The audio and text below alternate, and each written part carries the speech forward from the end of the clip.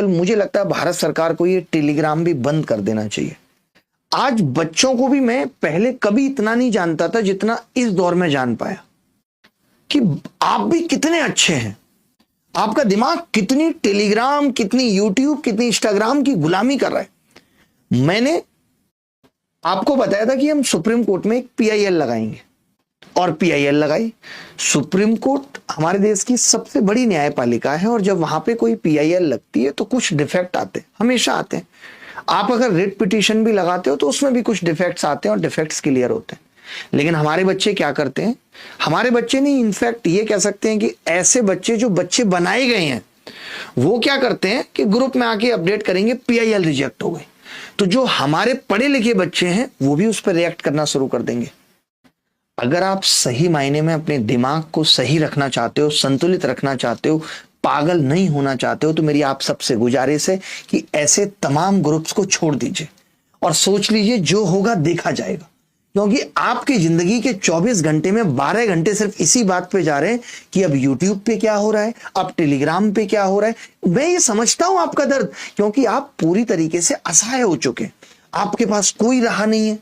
तो आप एक छोटी सी किरण की आस में टेलीग्राम में भटक रहे हैं, आप एक छोटी सी किरण की आस में यूट्यूब पे भटक रहे हैं। कोई आपको कह देता है अच्छा पीआईएल रिजेक्ट, आप वहीं पागल होने लगते हैं। आपका पेशेंस खत्म, ऑलरेडी ब्लिंकिट और जेप्टो ने कर ही दिया, इंस्टामार्ट ने कर ही दिया, वो आपके पास है नहीं। फिर क्या होता है, उससे एक नेगेटिविटी फैलना चालू हो जाती है। और मेरा नंबर ऑलरेडी पब्लिक हो गया है, जब मेरा नंबर पब्लिक हो गया है तो वो मैसेजेस मेरे पास आते हैं।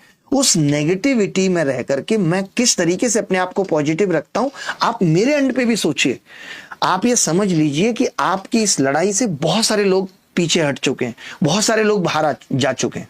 वैसे भी मैं आपको बता दूं कि कोई भी हक की लड़ाई की मंजिल की तलाश में तो है ही नहीं, और पहले भी नहीं था, अभी भी नहीं है।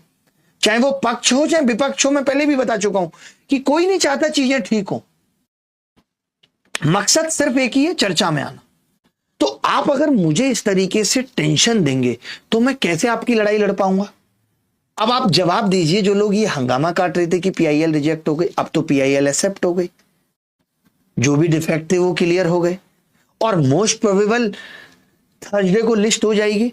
अब जो पीआईएल थर्सडे को लिस्ट होगी, आपने सोचा है मेरे ऊपर कितना बड़ा प्रेशर है कि मैं कितने सारे एडवोकेट से मिलूं, मैं ये कोशिश करूं। क्या कोई अभी ये कहने आया है, देश में इतने बड़े बड़े शिक्षक हैं जिनकी कंपनियां 17,000 करोड़, 8,000 करोड़, 800 करोड़ और 100 करोड़ की कंपनियां हैं।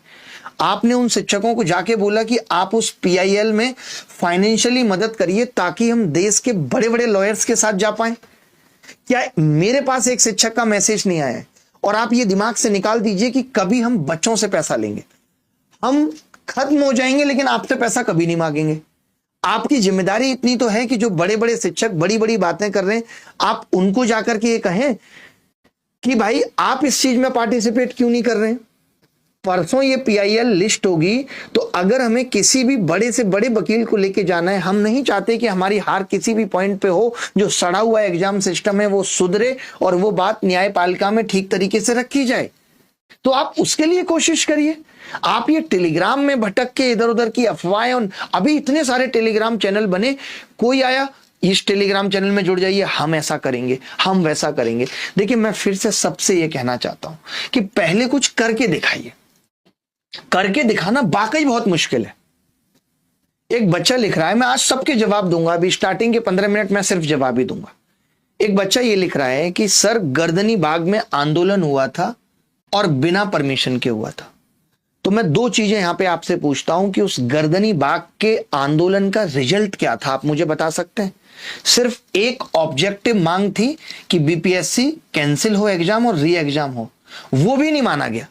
तो किसी फेल हुए आंदोलन से आप मुझे मत बताइए कि मुझे क्या सीखना है और क्या नहीं सीखना है। कोई सफल आंदोलन मुझे बताइए जिसका निष्कर्ष निकला हो, जिसका कुछ फायदा हुआ हो, वो आप मुझे बताइए, मुझे मत बताइए।